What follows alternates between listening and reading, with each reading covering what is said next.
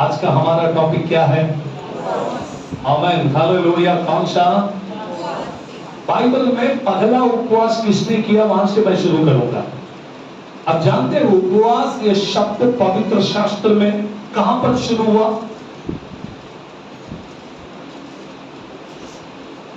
उपवास उत्पत्ति की किताब में है? नहीं है। निर्गमन में नहीं है। लेवी व्यवस्था में नहीं है। गिनती की किताब में नहीं है। व्यवस्था विवरण में नहीं है। यहोशू की किताब में नहीं है। फिर न्यायियों की किताब में पहली बार उपवास ये शब्द लिखा गया है। हमें आरंभ कहां से हुआ ये मैं आपको बताऊंगा। प्रार्थना उत्पत्ति की किताब में शुरू हुआ, उपवास न्यायों की किताब में आरंभ हुआ। आमीन, हालेलुया। आज सभी लोग देखिए, आज मुस्लिम भाइयों का भी उपवास चालू है और ईसाई लोगों का भी उपवास चालू है और हिंदू लोगों का कुछ दिन के बाद अगस्त महीने में रहता है ना, श्रावण महीने। उनका भी एक महीना, इनका भी एक महीना, इनका भी एक महीना, सबका एक एक महीना। मुझे भी लोग पूछते हैं आपका कौन सा महीना है ना। मैं सीजन क्रिश्चियन नहीं है, मुझे प्रभु जब बोलेगा मैं तब करूंगा। जिनको सीजन वाइज में चलना है वो सीजन वाइज में चले, हम सीजन में नहीं चलते हैं। हमको जब प्रभु बोलेगा तभी हमारे लिए आरंभ हो जाए। आमीन। पवित्र शास्त्र कहती है मरकुस उसके 7वीं अध्याय में, मरकुस उसके 7वीं अध्याय का 13वीं पद को पढ़े, 13वीं पद को पढ़े। इस प्रकार तुम अपनी परंपराओं से जिन्हें तुमने ठहराया है। उपवास आजकल जो करते हैं ये परंपरा हो गया है कि हमको परंपरा को पूरा करना है। हमारे बाप दादाओं ने आरंभ किया उसलिए हमको उसको पूरा करना है। मत्ती रचित सुसमाचार, मत्ती रचित सुसमाचार 15वीं अध्याय का 3री पद को पढ़े। 15वीं अध्याय का, मत्ती 15वीं अध्याय का। हाँ, तुम भी अपनी परंपराओं के कारण, तुम भी अपने परंपराओं के कारण जो परमेश्वर को हाँ आज्ञा टालते हो। हाँ, तुम परमेश्वर की आज्ञाओं को टालते हो और अपनी परंपराओं को पूरा करते हो। मरकुस उसकी 7वीं अध्याय, मरकुस उसकी 7वीं अध्याय का 7वीं पद को पढ़े। 7वीं मेरी उपासना करते हैं, ये व्यर्थ में मेरी उपासना करते हैं क्योंकि मनुष्यों की आज्ञाओं को, ये मनुष्यों की आज्ञाओं को धर्मोपदेश करके सिखाते हैं। और सिखाते क्या है कि ये धर्म का उपदेश है,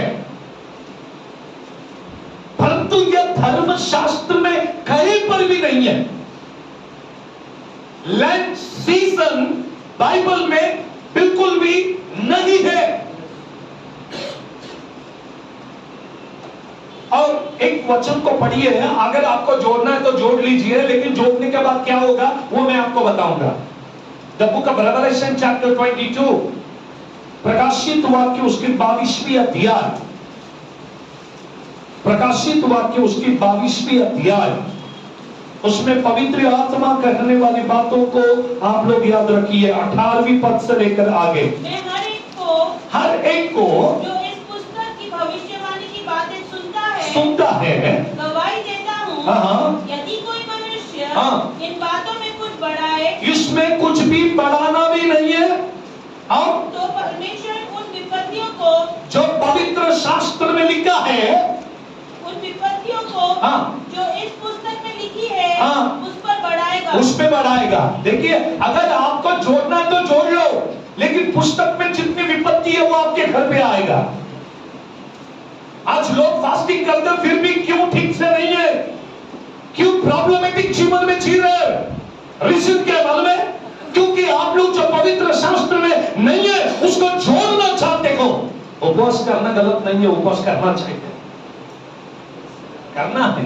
बाइबल कहती है, मैं आज का पूरा प्रचार उपवास के बारे में ही बताने वाला हूं कि उपवास नहीं करना ऐसा नहीं है, उपवास करना चाहिए लेकिन आज नहीं।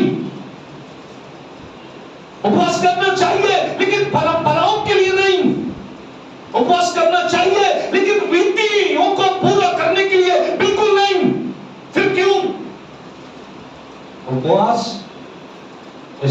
कहता है 58वें अध्याय में, परमेश्वर यशायाह से कहता है आजकल तुम करने वाले उपवास मुझे बिल्कुल भी पसंद नहीं है।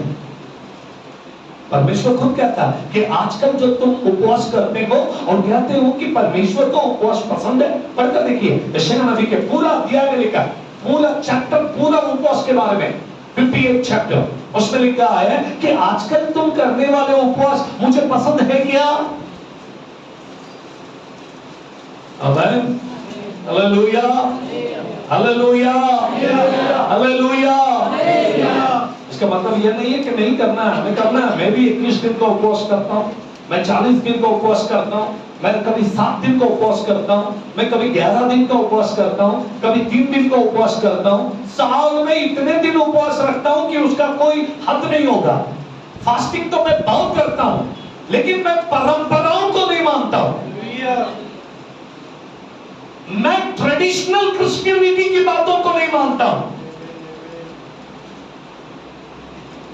मैं सिद्धांतों पर विश्वास नहीं करता हूं, क्योंकि मेरा परमेश्वर परंपराओं को मानने से इनकार किया। और वहां पर लिखा दो वचन को मैं आपके सामने रखा, मरकुस को भी बता, मत्ती भी बता। यीशु मसीह कहता कि तुम परंपराओं को मत मानो, तो मेरे वचन को पूरा करो। और कुछ लोग वचन में जोड़कर बता देते कि मोसेस ने 40 दिन फास्टिंग किया, और मैंने निर्गमन में किधर भी मोसेस ने उपवास किया नहीं पढ़ा। अगली बार उपवास प्रार्थना आरंभ हुआ वो न्यायियों की किताब उसके 20वीं अध्याय,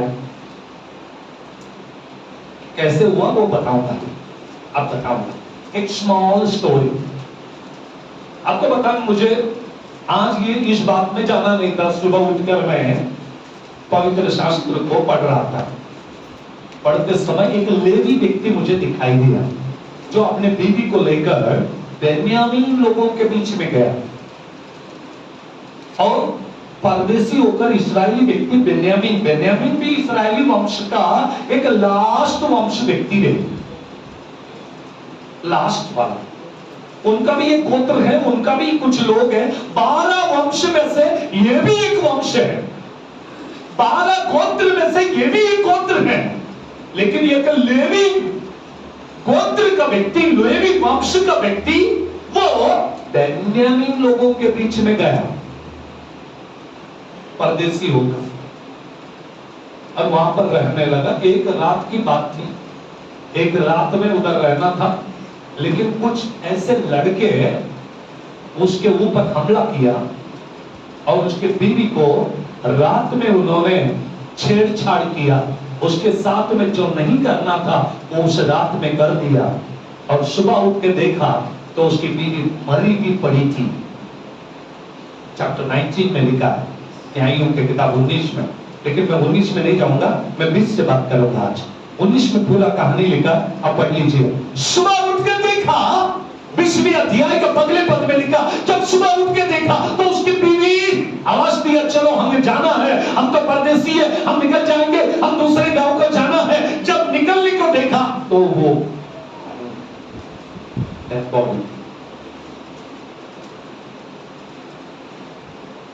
ये लेवी व्यक्ति ने अपनी बीवी का कितने टुकड़े किया मालूम है? 12 टुकड़े किया, और 12 गोत्र के अंदर एक एक टुकड़े को बेच दिया। लोग पूछने लगे कि तुमने ऐसा क्यों किया? सारे वंश के लोग, सारे गोत्र के लोग इस लेवी व्यक्ति के पास आए। क्या हुआ?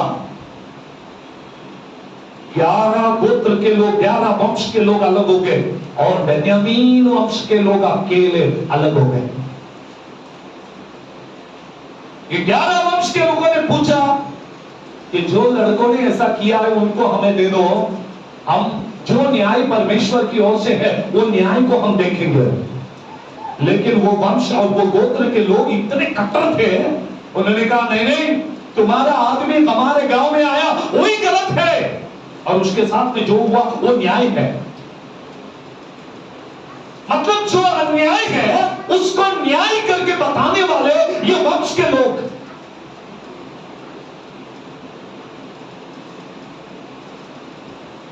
पूरा पढ़ने के लिए टाइम नहीं है, इसलिए मैं स्टोरी बता रहा हूं, तो कहानी बता रहा हूं। अब घर जाकर ये 2 अध्याय को पढ़ेंगे तो आपको समझ में आएगा मैं क्या बोल रहा हूं। फिर एक व्यक्ति चिल्लाकर कहता है कि मुझे न्याय चाहिए। 11 वंश के लोग इनके पास आकर गिड़गिड़ाकर पूछने लगे, भाई साहब क्या प्रॉब्लम है? आप लोग जो न्यायाधीश है, जो जजमेंट करने वाले लोग हैं, कुछ तो बताइए। एक व्यक्ति को हमारे हाथ में दे दो जिसने ये गलत काम को किया। एक नहीं, वे लोग बहुत थे, जवान लड़के थे, और ये ग्रुप था एक सोदोम और गोमोरा में जैसे थे वैसे एक ग्रुप के लोग थे।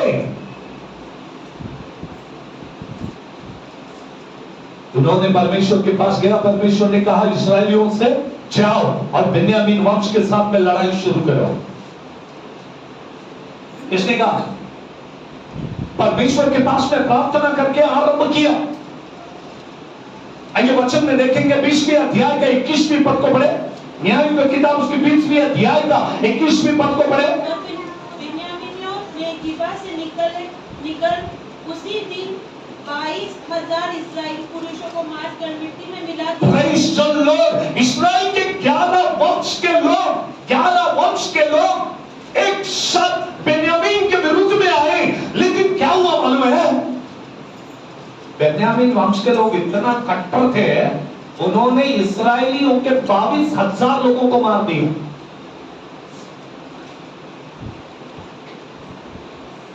ये 11 वंश मिलकर भी बेन्यामीन अकेले से लड़ नहीं पाए। सेकंड स्टेप 25वीं पद वर्स 25। तब बिन्यामीनियों ने दूसरी बार वापस से लड़ाई के लिए 22,000 लोग मरे, फिर भी वे इस्राएली वापस से बेन्यामीन से लड़ने के लिए आए। उनका सामना करने को उनके सामना कर रहे हैं। गिबा से निकलकर फिर 18,000 इस्राएली पुरुष को मार के। कितने लोग मर गए अभी इस्राएली? मारने आए थे 4-5 जवान लड़कों को। एक लेवी व्यक्ति के ऊपर अन्याय हुआ, इसलिए सारा इस्राएल का 11 वंश 11 गोत्र के लोग मिलकर बेन्यामीन के एक वंश से लड़ने के लिए आए, परंतु लड़ नहीं पाए। पहले 22,000 लोग मरे, बाद में कितने लोग मरे? 18,000 मरे। कुल मिलाकर कितने हुए? 40,000 लोग मरे। 4-5 लोगों को मारना था, लेकिन इस्राएल के ही 40,000 लोग मर पड़े। द सेम डे उन लोग वापस आए, इस्राएल के 11 वंश के लोग वापस आए। 26वें पद में लिखा है वर्स 26। तब वो सब इस्राएली सब लोग बेतेल को गए। बेतेल मतलब क्या? बेत मतलब घर, एल मतलब परमेश्वर। बेत मतलब घर, एल मतलब परमेश्वर। बेत मतलब घर, एल मतलब परमेश्वर। मतलब है परमेश्वर का घर। बोलिए सब लोग किसका घर? बेतेल को गए, मतलब सब मिलकर परमेश्वर के घर को गए। हाँ, और रोते हुए यहोवा के सामने बैठे रहे। अब रोते हुए यहोवा के सामने बैठे रहे। और उस दिन सांझ तक उपवास किया। क्या किया? It is the first time in the Bible, पवित्र शास्त्र में ये पहली बार लोगों ने उपवास किया। आमीन। क्यों किया मालूम है? हम 2 बार गए, हम हार गए। हम 2 बार गए, हमारे लोग मर गए। हम 2 बार गए, हम हमारे एक लेवी भाई को न्याय नहीं दिला पाए। सांझ तक उपवास किया, मतलब संध्या के टाइम तक, सूर्य अस्त तक उपवास किया, और दूसरे दिन उठकर लड़ाई को गए। पूरे बेन्यामीन लोग आ गए। आप जानते कितने लोग बचे? उनके लाखों लोगों को मार दिया एक ही दिन में। सिर्फ 600 लोग बाकी है। पूरा पवित्र शास्त्र को पढ़े, आपको समझ में आएगा। मैं पूरा पढ़ के आपको कंक्लूजन बता रहा हूं सिर्फ कि किधर क्या क्या। ओनली 600 पीपल, लाखों लोगों को परमेश्वर ने इस्राएलियों के हाथों में दे दिया। आप खुद लड़ने जाओगे तो कुछ नहीं होगा, आप उपवास के साथ में जाओगे तो प्रभु शत्रु को आपके हाथ में देगा। इधर से उपवास शुरू हुआ बाइबल में, इधर से उपवास की नदी का आरंभ हुआ। उस दिन से इस्राएली लोग उपवास करना आरंभ किए। आमीन, हालेलुया। इस्राएली लोगों ने उपवास करना कहां से शुरू किया? जब हार गए तभी शुरू किया, जब कोई मदद नहीं था तब शुरू किया, जब कोई मदद करने वाला नहीं था तब उनको मालूम पड़ा हम उपवास के बिना हमारे पास दूसरा रास्ता नहीं है। प्रार्थना शुरू हुआ उत्पत्ति की किताब में, उपवास शुरू हुआ न्यायियों की किताब उसके 20वीं अध्याय में। आमीन, hallelujah, praise the Lord, hallelujah. Moses ने 2 बार 40 दिन का फास्टिंग किया, लेकिन उसका नाम फास्टिंग नहीं रखा। वो चला गया, उसको नहीं मालूम था। मोसेस को लगा मैं 2 दिन में आऊंगा, 3 दिन में आऊंगा, 4 दिन में आऊंगा, मालूम नहीं था। अनजाने रीति से परमेश्वर के सामने बैठा रहा वो 40 दिन और 40 रात हो गए। टू टाइम, अकेला मोसेस नहीं, मोसेस के साथ में रखने वाले यहोशुआ और कालेब। और इतना ही नहीं, 40 का और भी कुछ बातों को बताऊंगा। नूह के दिन में 40 दिन और 40 रात की वर्षा हुई, और वही नूह के दिन 40 दिन और 40 रात लगे पानी को सूखने के लिए, चले जाने के लिए।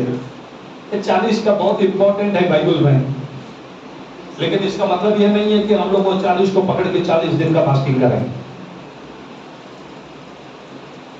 कुछ तो लेके आए, एक ने कल मैं कटिंग करने के लिए बैठा, तो जो व्यक्ति है वो बोला कि सर जी आपका भी है क्या रोजा? मैं बोला क्या तुम्हारा भी है? बोला हाँ हमारा भी चालू है, तुम्हारा भी चालू है।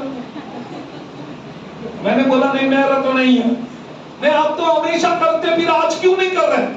मैंने कहा मैं तुम्हारे जैसा आदमी नहीं हूं। बोला हमारा जैसा नहीं तो फिर कैसा हो? मैं आत्मा में चलता हूं, और मेरे पास एक पवित्र आत्मा मुझे दिया गया जो मुझे गाइड करता है, कब बैठना है, कब उठना है, कब खाना है, कब पीना है। जब जब जब कोई परिस्थिति हमारे सामने आकर खड़ी हो जाए, तब वो परिस्थिति से निपटने के लिए, उससे लड़ने के लिए उपवास और प्रार्थना अनिवार्य है। आमीन, praise the Lord, hallelujah, praise the Lord. ठीक है, तो लोग अपने शरीर को ठीक रखने के लिए उपवास करते हैं, डाइट मेंटेन करने के लिए, फिटनेस ठीक करने के लिए, शरीर ठीक रखने के लिए उपवास करते हैं कुछ लोग। कुछ लोगों का उपवास पेट अंदर जाने के लिए होता है, और हम लोग आत्मिक लोग उपवास करते हैं। फिर हमारा उपवास क्यों आए? हम क्यों करते हैं? यीशु ने किया, गुड फ्राइडे से पहले यीशु ने किया, नहीं किया, कहीं भी नहीं है बाइबल में यीशु मसीह ने कहीं भी नहीं। यीशु मसीह ने 40 दिन का फास्टिंग किया, लेकिन कभी किया जब बपतिस्मा लिया और सेवा का आरंभ किया तब किया, अभी नहीं किया। फिर हम, मैंने पढ़ा तो मालूम पड़ा वेटिकन सिटी के अंदर सेकंड जब कैथोलिक का कन्वेंशन हुआ था, सेकंड कन्वेंशन आई थिंक कुछ एडी में ही कुछ रोमन कैथोलिक लोगों ने एक बड़ा कॉन्फ्रेंस किया था, और वो कॉन्फ्रेंस में, फर्स्ट कॉन्फ्रेंस में, सेकंड कॉन्फ्रेंस में उनकी सभा में इस बात को मंजूरी दी गई कि अभी से हर साल में लेंट सीजन को माना जाए। इसकी आरंभ वेटिकन सिटी रोमन कैथोलिक लोगों ने फाउंडेशन डाला, बाइबल ने नहीं डाला। आप हिस्ट्री में जाओ, कैथोलिक ने आरंभ किया, और वही चल रहा है। बोला राके बुधवार आरंभ होतो, एक को पूछा राख किधर से लाते, बोले लास्ट ईयर में जो क्रॉस बनाते हैं लकड़ी का, उसको जलाने का और उसका राख लेने का। कैथलिक लोगों ने मुझे बोला जो लास्ट ईयर में जो क्रॉस बनाते हैं ना लकड़ी का, कौन सा पाम संडे का दिन जो होता है, वो डालियों को, खजूर की डालियों को जमा करना है, उसको जलाना है और उसके राख को लेके कुछ लोग इधर लगाना है, कुछ लोग गले में लगाना है, इधर भी लगा, उधर से शुरू हो गया। और दूसरा कौन सा गुरुवार, मोटी है क्या, मोटी है क्या है मालूम है, लेकिन बाइबल में खाई नहीं, खाई नहीं। मैं परंपराओं के खिलाफ हूं। पेंटिकॉस्टल चर्च का स्थापना क्यों हुआ मालूम है आपको? ये परंपरा के लोगों को और बाइबल के विरुद्ध में प्रचार करने वाले लोगों को खत्म कर सच्चाई को पेश करने के लिए पवित्र आत्मा ने 120 लोगों के द्वारा मरकुस के घर के ऊपर के छत में आरंभ किया गया हुआ कलीसिया है, पेंटिकोस्ट की कलीसिया।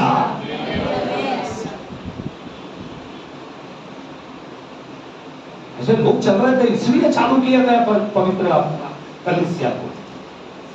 मेरे प्रिय भाई और बहन, आज बाइबल हमसे करने वाली बातों को समझ लीजिए।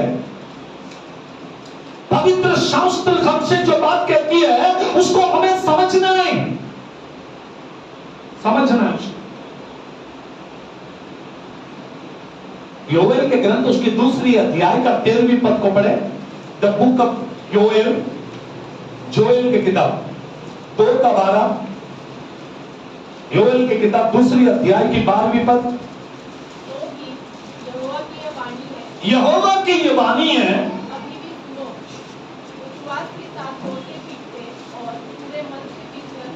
उपवास के साथ रोते हुए पीटते हुए मेरे पास आओ। प्रभु कहता है कि उपवास करो, मत करो नहीं, करो, करना है, अच्छा है हमारे लिए और करना चाहिए हम लोग। ईसाई लोगों में यदि उपवास प्रार्थना का जीवन नहीं है तो वो वीक हो जाता है, कमजोर हो जाता है। और जो विश्वासी उपवास कर अपने जीवन को स्ट्रॉन्ग बनाता है वो आत्मिक तौर पर आगे बढ़ता है। आमीन, हालेलुया। अभी तो रोते हुए पीटते हुए मेरे पास आओ। 13वीं पद 13। अपने वस्त्र नहीं, हाँ, अपने मन ही को फाड़ कर, अपने वस्त्र को नहीं, अपने मन को फाड़ो। Praise God. क्या करना है उपवास के दिन में? कपड़े नहीं फाड़ना है, फिर क्या फाड़ना है? अपने मन को। भजन संहिता 51 का 16 में लिखा है, परमेश्वर को पसंद आने वाला अर्पण हमारी टूटी हुई हृदय है। उसके लिए हृदय देना है प्रभु को। क्या देना है प्रभु को? मन देना है प्रभु। ये चाहिए। आपका फास्टिंग प्रेयर है लेकिन आपका मन अगर टूटता नहीं है, आंसू के साथ में घुटने टेक कर प्रभु के सामने जाते नहीं हो, तो फिर क्या है वो फास्टिंग का मतलब? क्या है उपवास का?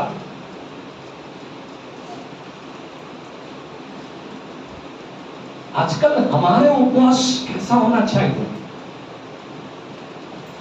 हाँ, और आगे देखिए। अपने वस्त्र नहीं, हाँ, अपने मन ही को फाड़ कर, अपने वस्त्र में अपने मन को फाड़ कर अपने परमेश्वर यहोवा की ओर फिरो। Praise Lord. देखिए, पहली बात अपने मन को फाड़ना है, दूसरी बात परमेश्वर की ओर मुड़ना है। बोलिए दूसरा पॉइंट क्या? उपवास में पहले वस्त्र नहीं, फिर क्या फाड़ना है? मन को फाड़ना है। तो परमेश्वर की ओर, दुनिया की तरफ नहीं जाना। तीसरी बात को देखें, योएल की किताब 2:12। तो भी यहोवा की यही वाणी है, हाँ, अभी भी सुनो, उपवास के साथ रोते पीटते हाँ, और अपने पूरे मन से, पूरे मन से।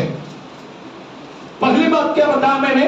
अपने मन से, मन को फाड़कर प्रभु के पास आना है। दूसरा, उसकी ओर फिरना। तीसरा, पूरे मन से उसके पास आना है। फास्टिंग है तो पूरे मन से करो, नहीं तो मत करो। फास्टिंग है तो पूरे हृदय को फाड़ के आपके मन की गहराई से जो जो प्रभु के साथ बोलना है वो बोलो।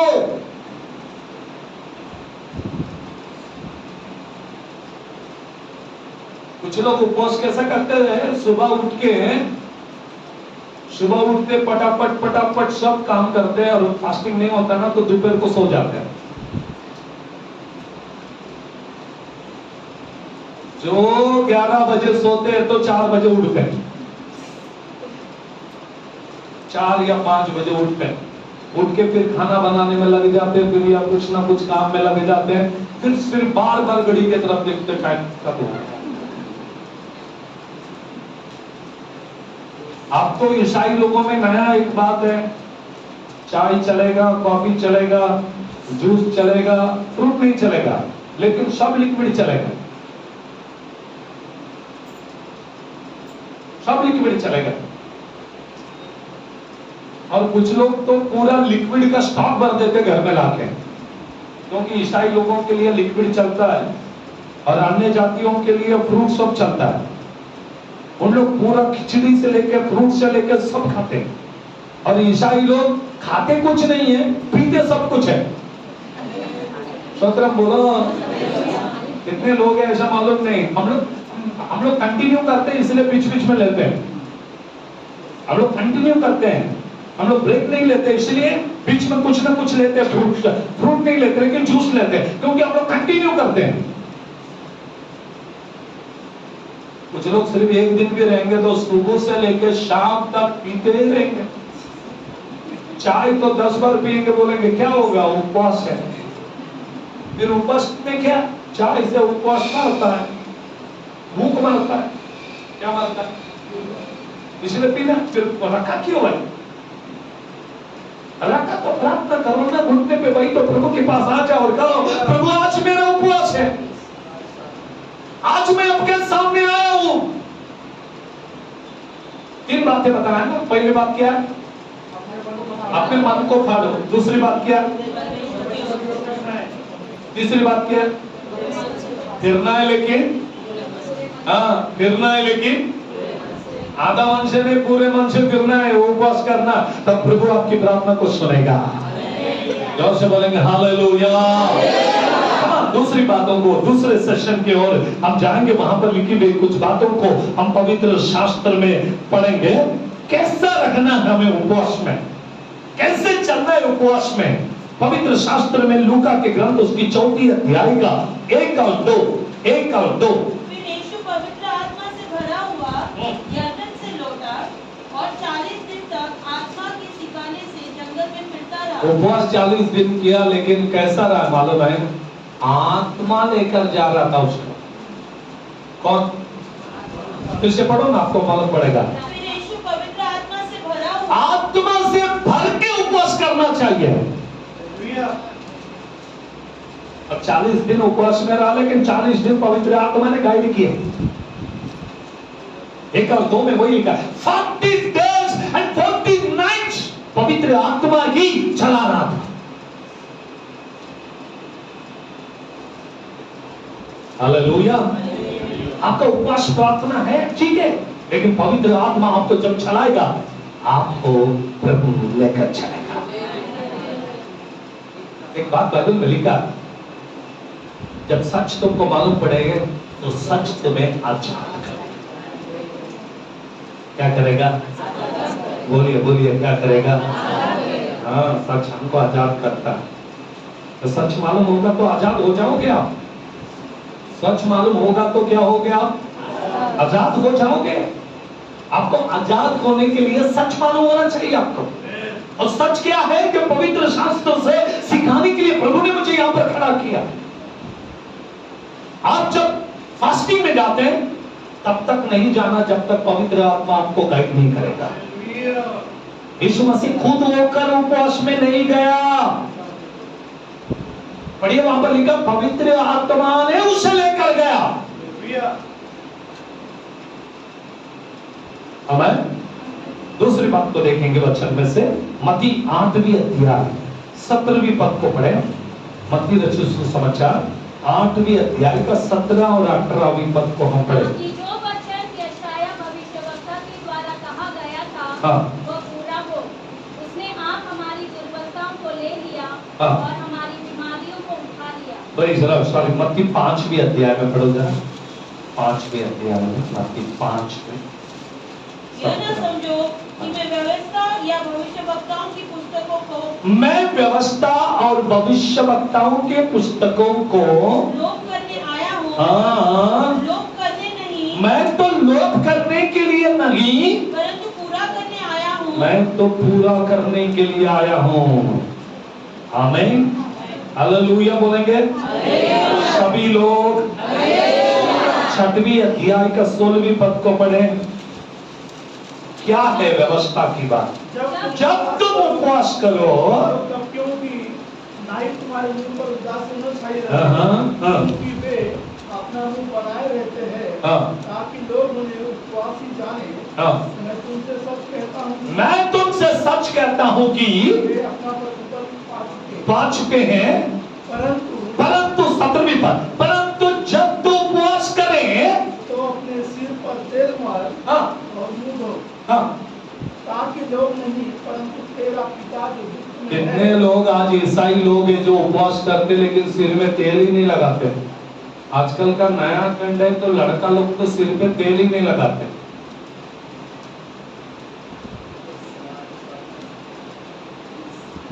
सत्रह बहने भी होंगे ऐसे। आजकल नया नया जेल आया, नया नया पता नहीं क्या क्या आया, सिर में क्या नहीं लगाना है।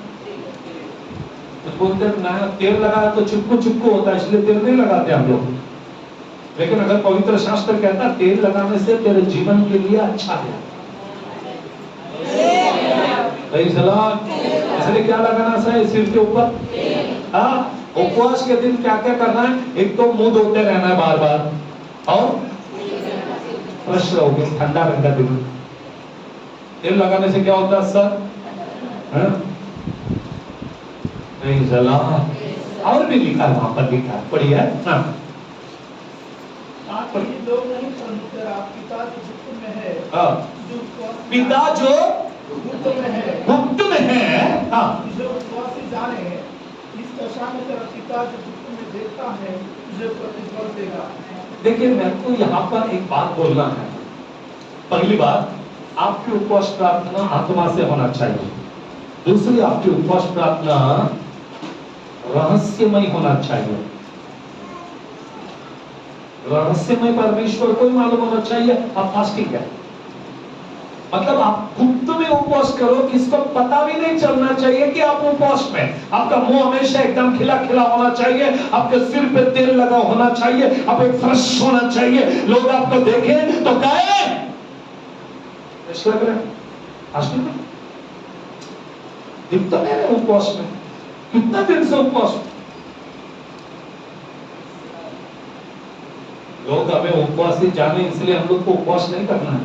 मेरा प्रभु आपको पहचानना चाहिए। दाढ़ी इतना बड़ा थे, पहले तो उपवास के लोग ऐसे करने का ना, दाढ़ी करते नहीं करते, टेंशन टेंशन। बीवी चला गया तो आदमी दाढ़ी छोड़ता था। क्या रे बाबा क्या हुआ तुम्हारी बाल को भी मतलब आदमी जब चिंता में रहता तो उसके पहचानने का एक ही निशान होता कि उसके दाढ़ी बड़ी हुई और वो जब टेंशन टेंशन में रहेगा तो वो कोई एक टेंशन पता चलता था। Praise God, hallelujah. एक ने मुझसे कहा कि ये लैंड सीजन है, इसके अंदर कोई भी अच्छा काम नहीं करना, और जितना भी अच्छा काम है मैं अभी करता हूँ। कल ही मैंने बपतिस्मा दिया मुंबई में, परसों के दिन मुंबई में बैप्टिज्म सर्विस हुआ, एंगेजमेंट सर्विस, मैरिज सर्विस, सब अच्छे काम इसी में करना है क्योंकि यीशु मसीह मेरे लिए प्राण को दिया। ये बैड फ्राइडे नहीं आने वाला, ये गुड फ्राइडे आने वाला है, गुड होने वाला। यीशु ने लहू को दिया, यीशु मेरे लिए प्राण दिया। ये दुख के दिन नहीं, ये आनंद के दिन है। आनंद मनाओ क्योंकि शैतान के सिर को यीशु ने सलीब पर तोड़ दिया। आदम से लेकर अभी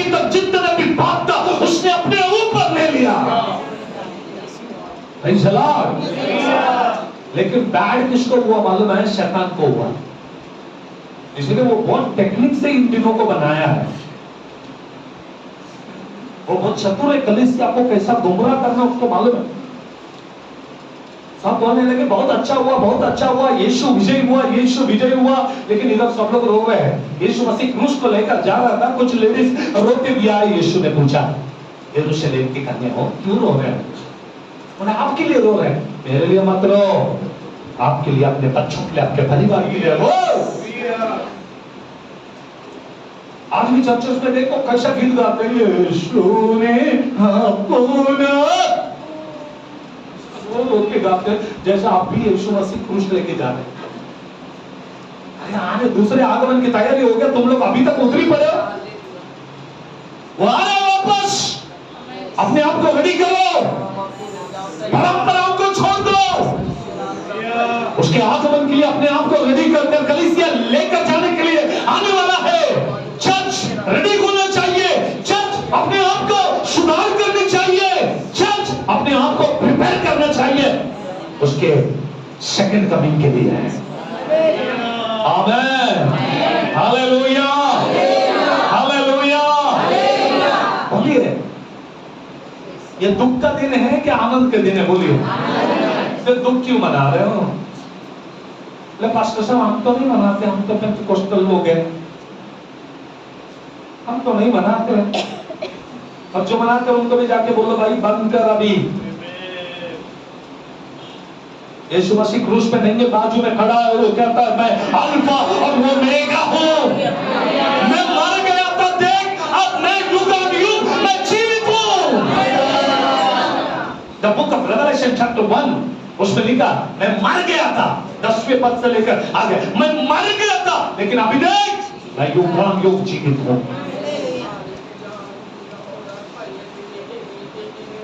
चेहरे आकर कब्र में ढूंढने लगे। यीशु ने, वो स्वर्गदूत ने अंदर से कहा, तुम जीवित परमेश्वर को कब्रों में क्यों ढूंढते हो? तुम जीवित परमेश्वर को इधर किधर ढूंढ रहे हो? मेरे भाई, मेरे बहन, शैतान ने बुद्धि को भ्रष्ट कर दिया लोगों के। आपको समझने का बहुत जरूरी है आज। हम शैतान के इन गुमराह करने वाली बातों में ना पड़े, हम पवित्र आत्मा से चलते हैं। 1 आत्मा में, 2 रहस्यमय जीवन में प्रभु को उपवास करना है। तीसरी बात को पढ़ेंगे, नेहमिया 9वीं अध्याय पहली पद से लेकर 3 तक। नेहमी उसी महीने के 24वें दिन को इजरायली उपवास का टाट पहने और सिर पर धूल डाले हुए इकट्ठे हो गए। तब इजराइल के वंश के लोग सब अन्य जाति लोगों से अलग हो गए और खड़े होकर अपने अपने पापों और अपने पुरखाओं के अधर्म के कामों को मान लिया। तब उन्होंने अपने अपने स्थान पर खड़े होकर दिन के 1 पहर तक अपने परमेश्वर यहोवा की व्यवस्था की पुस्तक पढ़ते और एक और पहर अपने पापों को मानते और अपने परमेश्वर यहोवा को दंडवत करते रहे। उपवास के दिन क्या करना चाहिए? व्यवस्था के पुस्तक को पढ़नी चाहिए। बहुत सारी बातें लिखी यहाँ पर, लेकिन मुझे उसमें से सिर्फ एक पॉइंट चाहिए। क्या चाहिए? उपवास के दिन क्या पढ़ना चाहिए? व्यवस्था की पुस्तक, मतलब बाइबल को पढ़ना है। अगर आपने उपवास रखा और दिन भर पवित्र शास्त्र को नहीं पढ़ा तो क्यों रखा उपवास?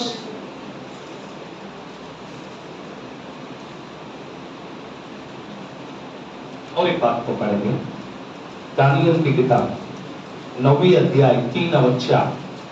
दानियल 9वीं अध्याय 3 और 4 पद को पढ़ें। तब मैं अपना मुख प्रभु परमेश्वर की ओर करके गिड़गिड़ाहट के साथ प्रार्थना करने लगा और उपवास कर टाट पहन रात में बैठकर वरदान मांगने लगा। Praise the Lord, hallelujah. परमेश्वर के सामने पहले क्या करना है? किताब को पढ़ना। अब दानियल कहता है ठीक है, आप घुटने पे बैठ के प्रभु से प्रार्थना करना चाहिए। 4 पॉइंट बताया इसमें। क्या क्या करना चाहिए, उसमें 4 बातें बताया। पहले 3 बताया, बाद में कि 4। 1 आत्मा में उपवास करना है, 2 रहस्य रीति से उपवास में चलना चाहिए, 3 उपवास में पवित्र शास्त्र को पढ़नी चाहिए, 4 उपवास में प्रार्थना करना चाहिए। फिर क्या नहीं करना चाहिए, वो 2 बातें बताऊंगा क्या क्या नहीं करना चाहिए।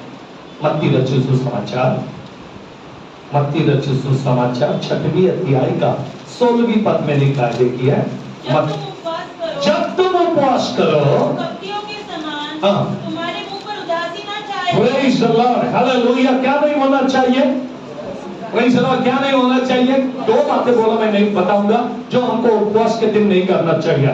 1 उदासी नहीं होना चाहिए। बोलिए बोलिए पड़ोसी व्यक्ति को हाथ देकर बोलो, उपवास के दिन क्या नहीं होना चाहिए? मुझे कोई नहीं बोलना है, पड़ोस वाले को ही बोलना है। हाँ, मैं तो सब मुझे देख के बोलते हैं। आमीन। जी जी, क्या बोल रहे हैं? उपवास के दिन क्या नहीं होना चाहिए हम लोग? हाँ, उदासी नहीं होना चाहिए।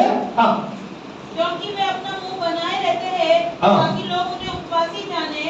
मैं तुमसे सच कहता हूँ। दूसरी बात, लोगों को दिखाई देने के लिए हम लोग हमारे मुंह छोटा नहीं करना चाहिए, उदासी नहीं होना चाहिए, और दूसरों को दिखाने के लिए नहीं होना चाहिए।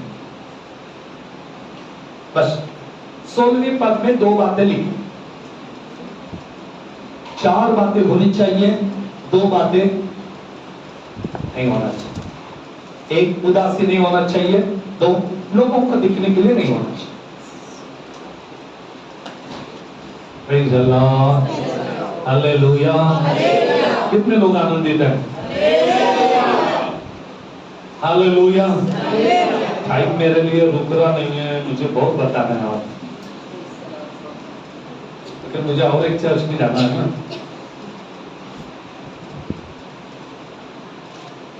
क्यों रहना चाहिए, पढ़ेंगे। 2-4 बात बता के खत्म करूंगा। योएल 2:12, योएल नबी के ग्रंथ 2 अध्याय का 12वीं पद। फास्टिंग, उपवास क्यों रहना चाहिए? 1 हाँ, योएल 2:12। परमेश्वराचे वचन ऐका, हाँ, मनपूर्वक मजकडे वळा। Praise the Lord. अभी तो भी परमेश्वर की बातों को सुनो, पूरे मन से मेरी ओर फिरो, और उपोषण व्हा, पूर्ण कर, तो शोध करून व्हा। ये परमेश्वर की आज्ञा है। समझ में आ रहा? क्यों करना चाहिए, इसमें कुछ बातें बताऊंगा। बोला क्यों करना चाहिए। 1 ये परमेश्वर की आज्ञा है। आप ऐसा मत लिख के रखो कि 40 दिन का लेंट सीजन ये परमेश्वर की आज्ञा है, ऐसा मत बोलो।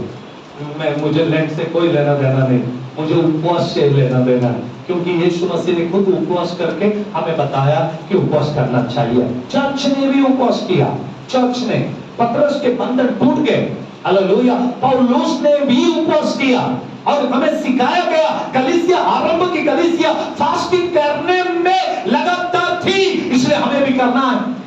ये परमेश्वर की आज्ञा है। आमीन। और आगे बढ़िए। अपने वस्त्र नहीं, अपने मन को पार कर। मत्ती 4:2 में, मत्ती 4:2 में पहली बात ये आज्ञा है। मत्ती 4:2 यीशु ने किया, इसलिए हमारे लिए वो एग्जाम्पल है। क्या है वो हमारे लिए? एग्जाम्पल है। दानियल 7:3 क्यों करना चाहिए? परमेश्वर से विनती करने के लिए करना चाहिए। फटाफट लिख के लीजिए तो मैं आगे चलता रहूंगा। पहला, परमेश्वर की आज्ञा। 2, हमारे लिए एग्जाम्पल है। एग्जाम्पल को क्या बोलेंगे? उदाहरण। मतलब और कोई शब्द? उदाहरण संस्कृत वर्ड है, हर लैंग्वेज में वही है। एग्जाम्पल इंग्लिश में ठीक है, ओके, आप लिख लीजिए आपको अगर समझ में आता है। हालेलुया। मराठी में बोलू तो त्यांनी आमच्यासाठी कित्ता घालून दिला। हमें एग्जाम्पल तो है, लेकिन मराठी में एक फाउंडेशनल वर्ड है, अच्छा, कित्ता, म्हणजे त्याच्या पावलावर पाऊल ठेवून चालणार है। आमेन। उसने वो किया, इसलिए हमें वो करना। आमेन। दानियल 7:3 में लिखा है परमेश्वर से विनती करने के लिए करना। 9:3 शब्द, हाँ, दानियल 9:3। ओके, मरकुश 9वें अध्याय का 29वें पद को पढ़िए कोई। 9:29 मरकुश। उसने कहा, हाँ, यह जाति बिना प्रार्थना किसी और उपाय से नहीं निकल वही सलग 4 पद है, शैतान को निकालने के लिए उपवास करना है।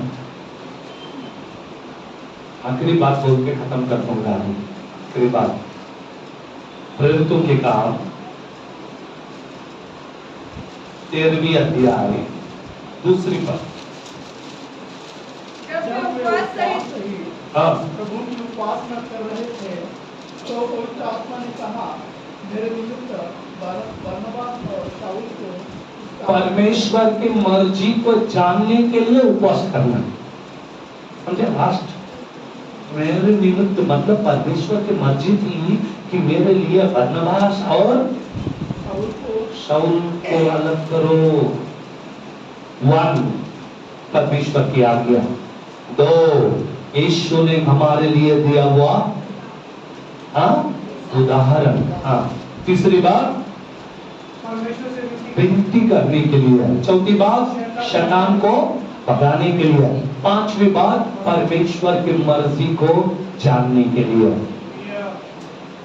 स्तोत्रम बोलो, हालेलुया, हालेलुया, बोलिए ना। कोई भी अच्छा काम नहीं किया। अभी जिसका बच्चा अगर ये लैंड सीजन में पैदा हो गया तो वो अच्छा नहीं होगा क्या? तभी बोलो नो नो नो, ये दुख के दिन में पैदा हुआ, इसका नाम दुखी पुरुष, इसका नाम यब्बेस रखेंगे। यब्बेस का मतलब क्या? दुखी पुरुष है ना। हाँ, सही सलाह। इसलिए उसका नाम क्या रखेंगे? जेबस, मतलब दुखी आदमी। वो बड़ा होने के बाद तुमको छोड़ेगा क्या? देखो, बचपन में कुछ नहीं बोलेगा, ठीक है जेबस जेबस, वो भी बोलेगा बहुत अच्छा नाम है, लेकिन बड़ा होने के बाद बोलेगा क्या नाम रखा? मैं क्या तुम्हारे लिए इतना दुखी था? अब मेरा पैदा होने की यही सीजन में होंगे तो मैं क्या करूं? भाई दिन कोई बुरा नहीं होता। उत्पत्ति की किताब में पहले दिन से लेके 7वें दिन तक प्रभु ने देखा सब दिन अच्छे। किधर भी ऐसा एक दिन बना है बोला अच्छा है, दूसरा दिन बना अच्छा है, तीसरा दिन अच्छा, चौथा दिन, 5वां दिन, 6, 7, कभी ये नहीं बोला अच्छा नहीं है। फिर आप क्यों बोल रहे हो अच्छा नहीं है?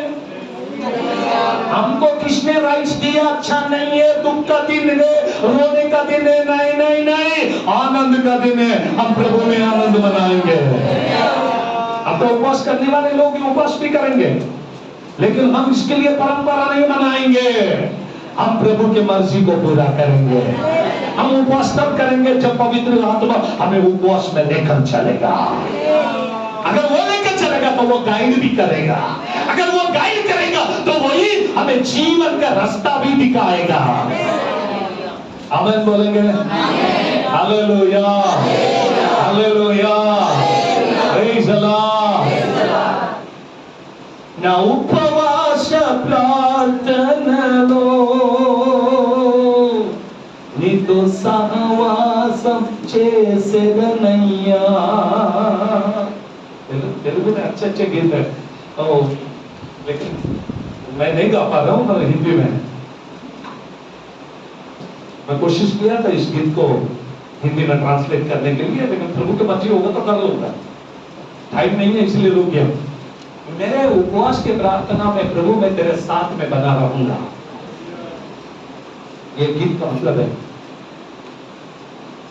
Praise the Lord, hallelujah. कलीसिया याद रखिए, कलीसिया को उपवास प्रार्थना नहीं करना है, क्या करना है? बोलिए, करना है कि नहीं करना है? एक व्यक्ति ने मुझसे कहा, पास्टर साहब ऐसे अगर आप बोलोगे ना तो ये लोग कभी नहीं करेंगे। इन लोगों को करने लगाने के लिए कोई तो सीजन होना चाहिए ना। वो कम से कम वो सीजन में तो करेंगे कुछ लोग। ये भी बात सही है कि कुछ लोग बहाने से तो करते हैं।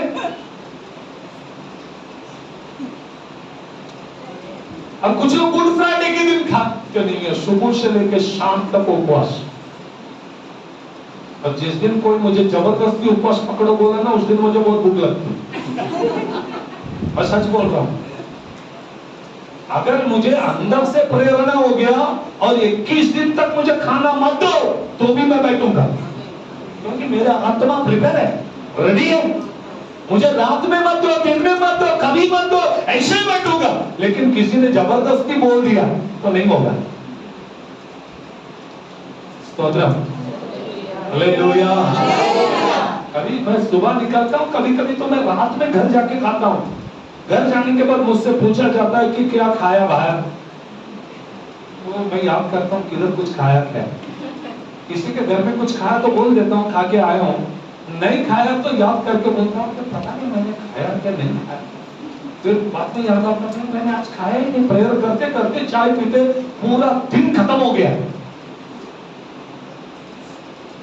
ऐसे कितने तो दिन चला जाते हैं, मुझे ही नहीं मालूम होता है कि मैं कितने दिन खाता हूं, कितने दिन नहीं खाता हूं। लेकिन उसको फास्टिंग में काउंट नहीं कर सकते, गलत बात है। हालेलुया। तो चर्च हमें उपवास करना है, लेकिन सीजन वाइज नहीं। चर्च हमें उपवास करना है पवित्र आत्मा के द्वारा। चर्च हमें उपवास करना है लोगों के बंधन को तोड़ने के लिए। चर्च हमें उपवास करना है, हमें आत्मिक रीति से स्ट्रांग बनने के लिए, आपके जीवन के बंधन को तोड़ने के लिए आपको उपवास करना है। लोग अलग अलग कारणों के लिए उपवास करते हैं, हम हमारे शरीर के लिए नहीं, हम आत्मा के लिए उपवास करते हैं। हम उठाए दिए जाने वाले लोग हैं, इसलिए प्रिपेयर हो जाओ कलीसिया। आज तक गलत बातों में कोई उपवास प्रार्थना में है और उपवास सिर्फ कर रहे हैं और प्रार्थना नहीं कर रहे तो भी गलत है। उत्पत्ति की किताब में प्रार्थना आरंभ हुआ, न्यायियों की किताब में उपवास आरंभ हुआ, लेकिन जब यीशु मसीह के पास आ गया वहां पर उपवास और प्रार्थना नहीं लिखा, लेकिन वहां पर ऐसा लिखा है प्रार्थना और उपवास। अब बाइबल को ठीक से पढ़िए। हम लोग जब बोलते हैं उपवास और, लेकिन बाइबल में लिखते समय उपवास और प्रार्थना नहीं लिखा, प्रार्थना और। हम लोग हमेशा उल्टा ही बात करते हैं।